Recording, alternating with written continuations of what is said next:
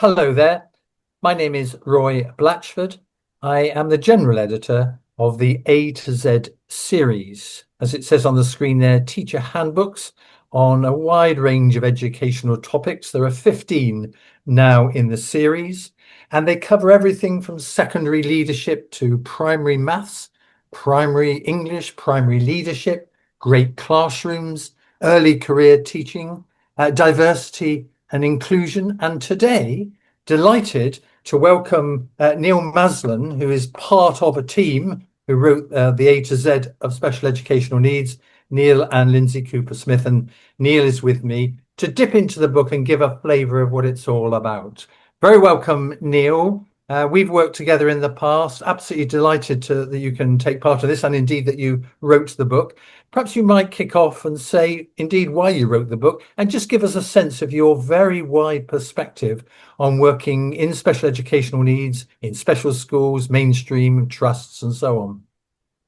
No problem. Thank you, Roy. Well, first of all, I think, like a lot of people, I think I never set out with the intention or the thought that I'd be writing a book. So thanks also, firstly, I think to Roy for inviting me to do that, along with my colleague Lindsay, who I've worked with previously in the past. So it was a real pleasure and a joy to be able to be given the opportunity to write our thoughts and sort of build on our sort of experience and learning we've both done probably over the last combined sort of 20, 30, maybe even 40 years of leadership experience in schools. Both of us very much focused on SEN and supporting some of those most vulnerable children in our schools.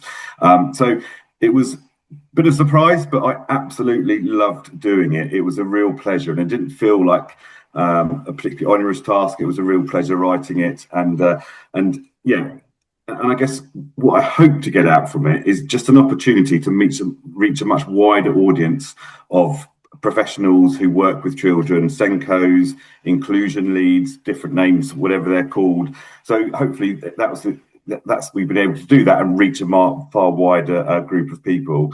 As you said, I've had quite a wide experience working in various leadership roles across the schools. I've been a SENCO in a secondary school. I've also been a school improvement lead in a large multi-academy trust that covered both primary and secondary. And during that time in that role, I also set up an inclusion base in one of our primary schools, working with the local authority.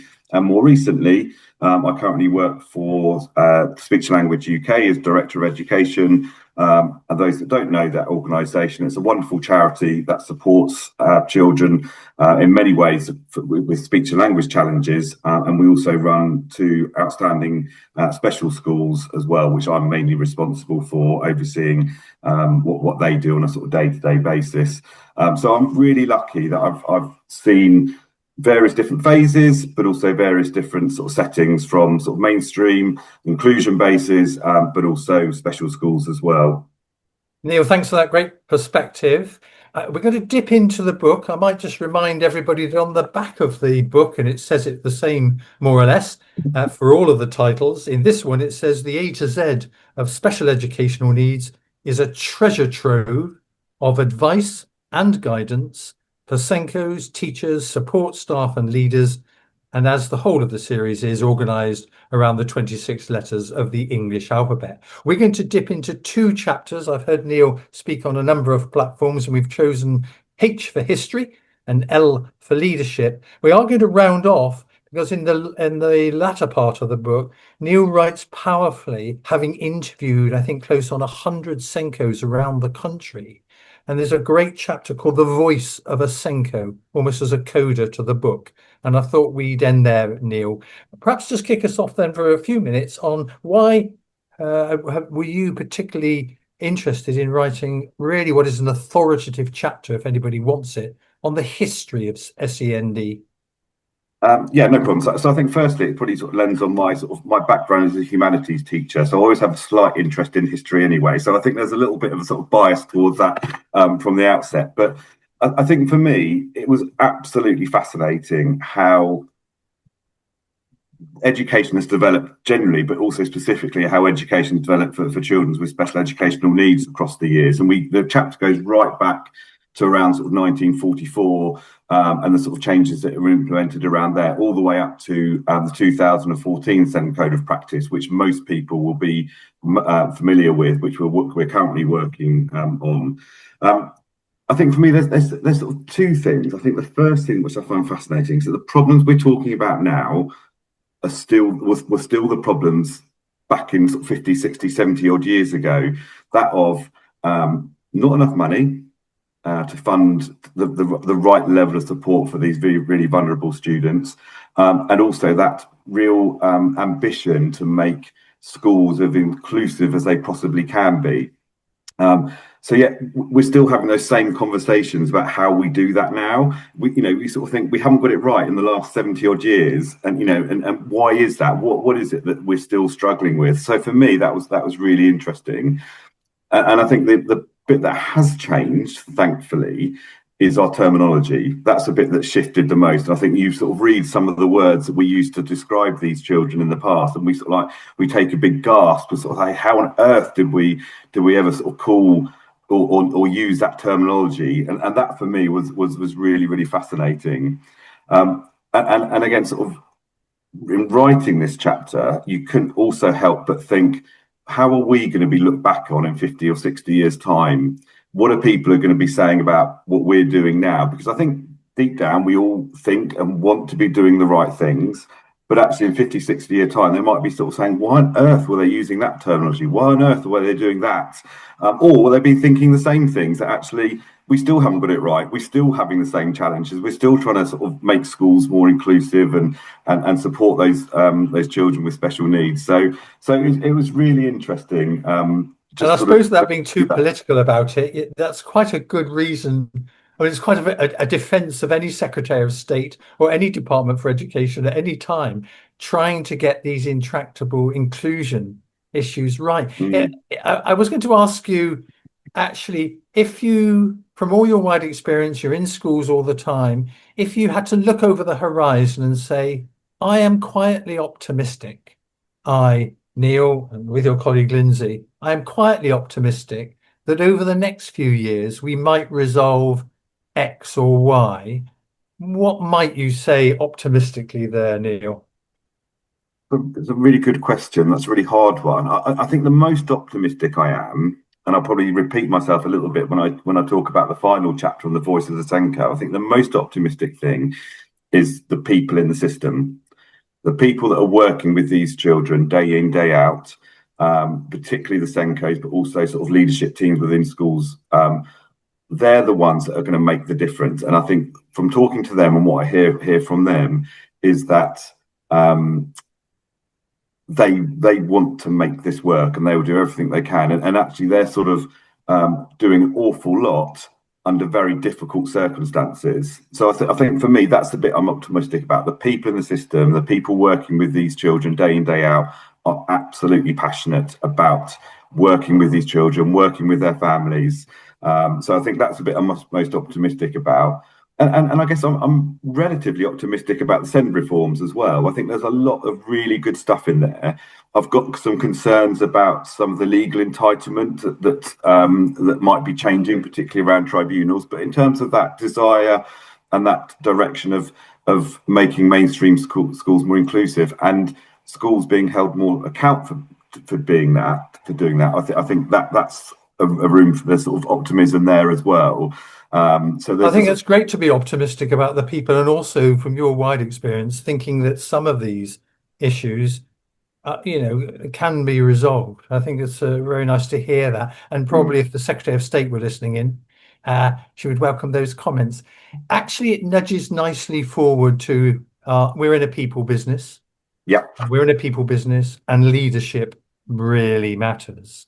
And Yeah. you've got a great chapter on leadership, and I wonder whether you could touch upon that. One of the things I know when I first read this book in draft was how powerful you are in saying that Senkos, their profile ought to be raised, and if at all possible, be part of that senior leadership team. But over to you on leadership.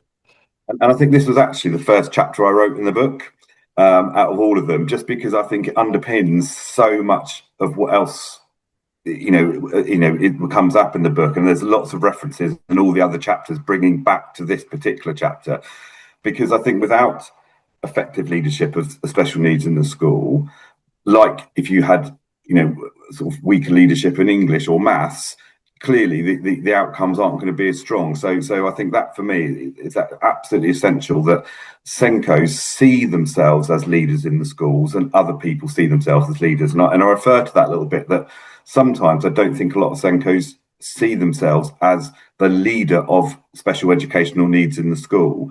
And the chapter here is really trying to sort of demonstrate to them that that's what you absolutely are. You are the whole school leader for special needs. And as you're saying, quite a lot of schools, despite lots of people saying it for years, we don't always see the Senkos on leadership teams. And without that, they're the voice of send pupils in those leadership meetings. In those leadership meetings, when you're talking about strategy, when you're talking about policies, all those things, if you're not looking at it from the SEND student's perspective in some of those conversations, then there's always going to be a gap there. And there's other things I always say whenever I talk to Senkos, whether in a group or individually, they are the only role in a school now that requires a separate qualification. So if that doesn't raise the profile and the importance of that role, what does? Years ago, a head teacher used to have the MPQH. That's gone now. What remains is still the ESN qualification. But I think there's one really simple barrier that I think is in the way of this, or in the way of Senkos being seen as leaders, and that's in the name. Because the name is Special Educational Needs Coordinator. So a coordinator in the name itself doesn't say leadership. It's not a leadership type role. It's an organisational and operational role. So, if the Secretary of State is listening, Roy, I would love her to actually sort of say, as part of these SEND reforms, that they're going to change the name to SEN Leader or something. Senko trips off the tongue very nicely, so I can understand why people use it. But actually, they're the SEN Leader. And I think the name doesn't help in these situations particularly well either. It's a great point to make. And I remember early conversations with you about that. You really wanted to challenge that notion of Senko coordinator. And just while we're moving on perhaps to our final section, just to dip into the book, you go from adaptive, behaviour, curriculum, disability. Everybody will guess E stands for EHCP. It's a lovely chapter on magic, transition. You also talk about university, which is an interesting one in terms of qualifications linked to the name of the Senko, and you end with zones. But just in the last section of the book, in which there are lots of very helpful checklists and so on, you do write a powerful chapter based on a lot of interviews that you did, and it's called The Voice of a Senko. And I just wonder whether you might give those who are listening a sense of what that chapter's about and why it's important to you as a leading educationist in this field. So as you mentioned, I talked to a number of Senkos for this in particular, but also sort of generally in my role as well. And I really wanted to get across, because I think Senko is quite an isolation, work in isolation quite a lot. There's only one of you in a school, and often you don't get an opportunity to talk. So it's really about how can I draw on some of the experience of a large number of Senkos who have been doing this role for a number of years, and sort of try and create that collective wisdom of those Senkos and try and capture some of that. The bit I enjoyed most about it was twofold, really. One, just the absolute sheer passion and enjoyment and sense of achievement that some of these Senkos got. Not being unrealistic, it's a challenging job, and they don't feel like that all the time. But actually, there's just little nuggets that they all could say that I've made a real difference to that child or a real difference to that family, and that bit I hope comes through. But it certainly came through to me speaking to them. That's difficult to capture on a page. But then just sort of like just little hints and tips and little just ways of doing things that they've just picked up along the way, that just hopefully, even as simple as how to chair a meeting effectively, how to sort of communicate with parents, how to manage or work with the local authorities, and just little things like that they've just learned on the way. And I think it was again, that's one of the most enjoyable chapters to write, and probably one of the easiest chapters to write. I could have probably wrote a book on that in itself, Roy, if I'm honest. So yeah, Neil, thank you, that's because I lovely. just would commend that chapter because it's got top tips arising from all the interviews. Mm, Conscious of time, I'm just going to end, if I may, from quoting you and Lindsay, just some very nice lines which we put on the back cover. You wrote, "Skillful assessment allows teachers to ascertain what children know, what their barriers might be, and what they need to learn next. Adapting teaching in a responsive way to this knowledge by providing targeted support to pupils who are struggling is likely to increase pupil success." I often say special needs is as simple and as difficult as identify the need, meet it, and then communicate it well. Those words, particularly, I think, are strong because they relate assessment and then meeting of need and then communicating it. Is a sort of final thought in referring to the book and what you and Lindsay have written. What would you say that you see as really very good practice in that whole arena of identifying, meeting, and communicating? um, I'll change the answer slightly. It's not about necessarily good practice. I think for me, when I go and see inclusive schools, Yes. the teachers that do this are celebrated and are given the time and the training to enable them to do that really, really well. And I think that's what's missing. I think we've got a culture so focused on end of GCSE A level outcomes that we miss those incremental steps of progress that the children we work with day in day out make all the time.